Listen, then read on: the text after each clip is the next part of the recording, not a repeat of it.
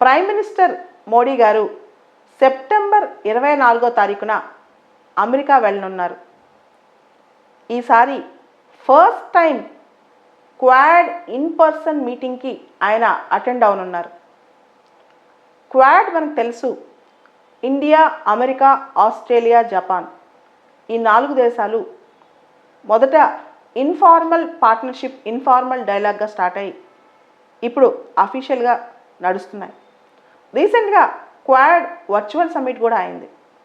ఈ 4 క్వాడ్ దేశాల మధ్య మలబార్ జాయింట్ ఎక్సర్సైజ్ కూడా జరుగుతాయి.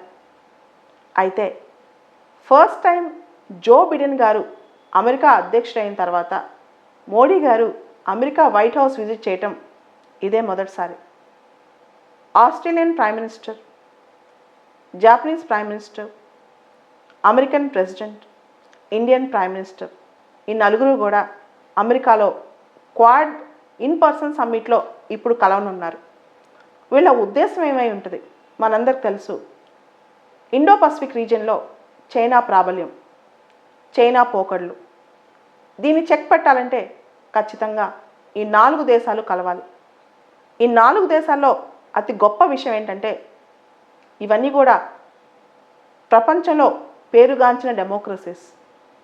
ఈ 4 దేశాలు ఏ దేశాన్ని చెక్కబట్టబోతున్నాయి? చైనా కమ్యూనిస్ట్ కంట్రీ పొలిటికల్గా. సో ఈ పాయింట్ కూడా మనం చూసుకోవచ్చు. సో లాజిస్టికల్గా, స్ట్రాటజిక్గా, సెక్యూరిటీ పరంగా ఈ ఇన్ పర్సన్ క్వాడ్ మీటింగ్ చాలా ఇంపార్టెంట్.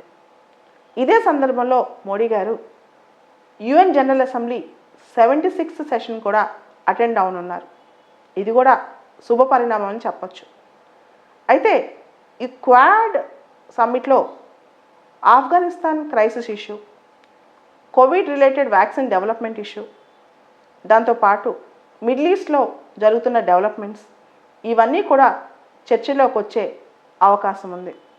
అదేవిధంగా ఇప్పుడు అమెరికా కొత్త క్వాడ్ గురించి కూడా మాట్లాడుతుంది. America, Pakistan, Afghanistan, Uzbekistan. దాని సందర్భంగా కూడా ఇండియా ఇప్పుడు ఈ ప్రజెంట్ క్వాడ్ని సీరియస్గా తీసుకుని దాన్ని ముందుకు తీసుకుని దానిలో మంచి పార్ట్నర్షిప్ చేసే అవకాశం ఉంది. సో కాబట్టి ఈ క్వాడ్ అవుట్కమ్ ఏంటో మనం వేచి చూద్దాం.